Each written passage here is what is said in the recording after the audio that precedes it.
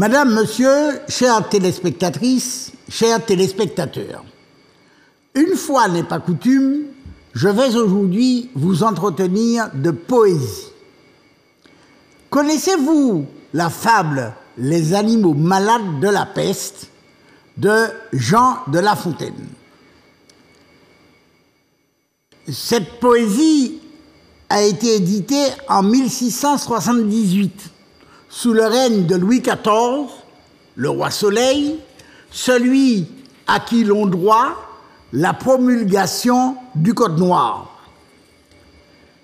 Cette fable met en scène le roi de France, représenté par un lion, le ministre et le courtisan, représentés par le renard, et d'autres puissances, le tigre, l'ours, tous deux carnivores et prédateurs. Et enfin,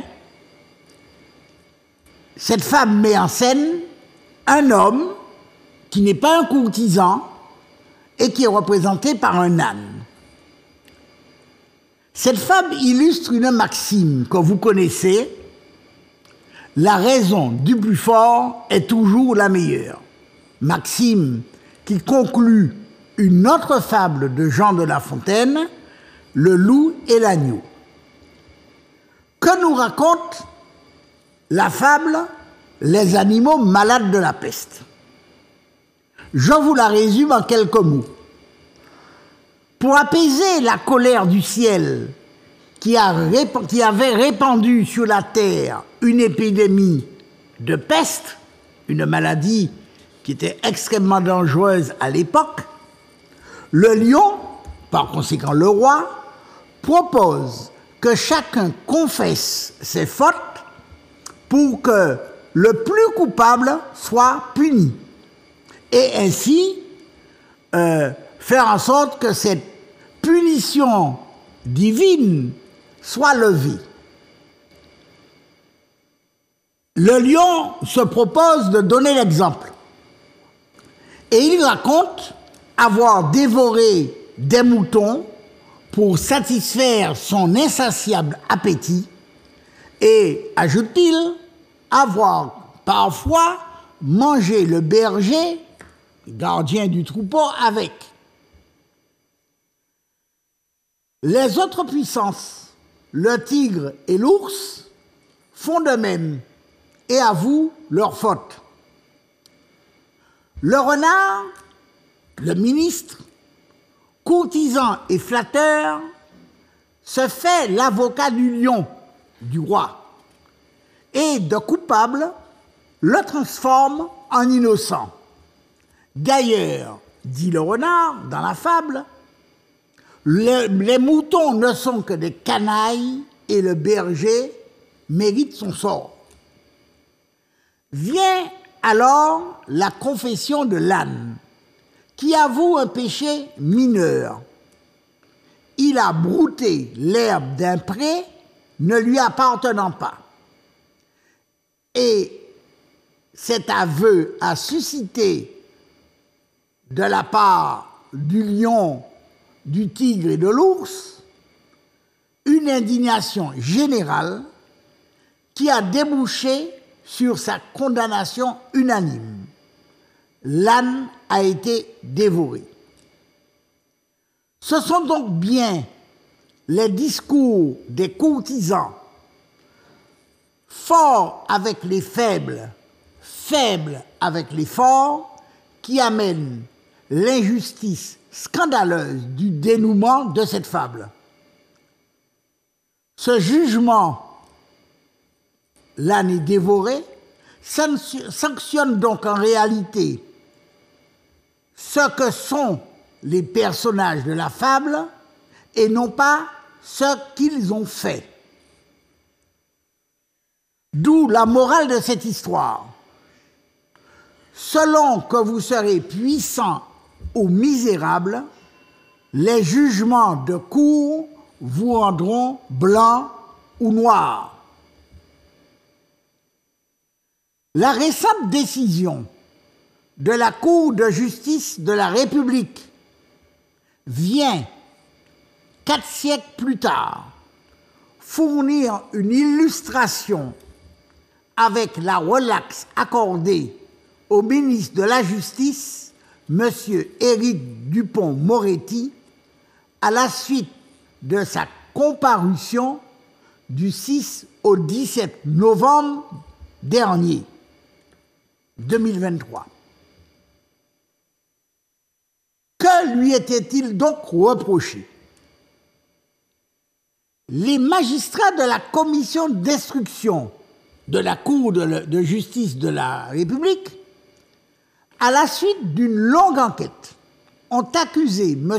Dupond-Moretti d'avoir tenté d'obtenir des sanctions disciplinaires contre 4 magistrats qui avaient enquêté sur ses propres clients ou ses proches à l'époque où M. Dupond-Moretti était avocat, en utilisant à son avantage sa nouvelle fonction ministérielle de ministre garde des Sceaux, ce qui s'appelle en droit une prise illégale d'intérêt. Le Conseil supérieur de la magistrature, devant laquelle des juges injustement incriminés par le ministère de la Justice, a été dans le même sens et a reproché à M. Dupond-Moretti de s'être placé dans une situation objective de conflit d'intérêts en ordonnant une enquête contre des juges alors même qu'il était 1 mois avant partie prenante d'une affaire judiciaire. Alors, qu'est-ce que la Cour de justice de la République? C'est un tribunal d'exception dont la dissolution a été maintes fois annoncée. Cette juridiction juge les membres du gouvernement, parfois anciens députés ou anciens sénateurs, pour des actes délictueux ou criminels commis dans l'exercice de leurs fonctions. Elle est composée de 15 juges, 3 magistrats professionnels, 6 députés et 6 sénateurs. Autrement dit, comme nous le disons chez nous, aïe qui bon moun. Dans ses motivations, la Cour de justice de la République a considéré que l'élément matériel de la prise illégale d'intérêt était bien constitué, mais que l'élément intentionnel ne l'était pas. À aucun moment, le ministre n'avait exprimé une animosité, un mépris ou un désir de vengeance envers les 4 magistrats qu'il avait critiqués quand il était avocat et contre lesquels il avait ouvert une enquête administrative en tant que garde des Sceaux. C'est ce qu'a déclaré le président de la Cour de justice de la République. La Cour a également estimé que le ministre n'avait pas été averti par son administration du conflit d'intérêts dans lequel il se trouvait. Ce sont de sages paroles et nous pouvons être assurés que le président de la Cour de justice de la République poursuivra une carrière déjà glorieuse en rapport avec de tels états de service. En effet, on ne peut que le croire sur parole. Le ministre Éric Dupond-Moretti n'a jamais écrit que les magistrats avec lesquels il a eu des différends devraient tôt ou tard le lui payer. Pas plus que le criminel n'adresse au procureur de la République un courrier annonçant le jour, l'heure, le lieu et la victime de son prochain meurtre, les enquêtes mises en œuvre par le ministre de la Justice à l'encontre des 4 magistrats ont été réalisées à l'insu de son plein gré.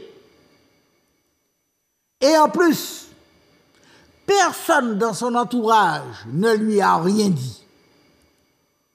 Comme on disait naguère, encore eût-il fallu que je l'eusse su, aurait pu déclarer notre admirable garde des Sceaux, ministre de la Justice, M. Éric Dupond-Moretti. Car c'est absolument évident que ce dernier, grand spécialiste du droit pénal notamment, cet avocat talentueux et réputé, ce ténor des barreaux et des salles d'audience, surnommé acquittator en raison du nombre d'acquittements obtenus pour ceux de ses clients dont il assurait la défense, et bien que ce dernier ignorait absolument tout des turpitudes dans lesquelles, par méconnaissance, naïveté ou peut-être tout simplement nullité, il s'était involontairement empêtré. Pourtant, ne dit-on pas que nul n'est censé ignorer la loi? Et ne pourrait-on pas espérer que ce soit le cas du ministre de la Justice, encore plus que tous les autres? Tout citoyen sait qu'il doit respecter les règles en vigueur pour que l'on puisse vivre en société. On ne peut, en conscience, porter atteinte ou préjudice à une personne ou à des biens sans imaginer que cela n'est pas interdit. Mais faisons un peu de justice-fiction. Si l'argument de la méconnaissance des règles est ainsi sacralisé, quelle loi peut être appliquée? Celui qui vend son cannabis ou son shit au coin de la rue, sait-il que c'est interdit? Celui qui obtient un avantage injustifié pour obtenir une commande publique, celui qui obtient que lui soit accordée une prime illégale, qui plus est, en organisant sa réintégration au sein de l'administration concernée, sait-il que c'est interdit? Celui qui conduit un véhicule non assuré parce qu'il a oublié de payer la police d'assurance, sait-il que c'est interdit? Celui qui conduit sans permis, oubliant qu'on le lui avait retiré, sait-il que c'est interdit? Celui qui interdit l'usage de la chlordécone en France tout en l'autorisant en Martinique comme en Guadeloupe, en ignorait-il les conséquences? Je pourrais multiplier les exemples à l'infini. Quoi qu'il en soit, la Cour de justice de la République a décidé que, n'ayant pas conscience de l'infraction qui lui était reprochée, la culpabilité du ministre de la Justice, Éric Dupond-Moretti, ne pouvait être retenue. Comme disait Jean de La Fontaine il y a 4 siècles, selon que vous serez puissant ou misérable, les jugements de cour vous rendront blanc ou noir. Ne trouvez-vous pas, chères téléspectatrices et chers téléspectateurs, que cet adage est toujours d'actualité? Merci.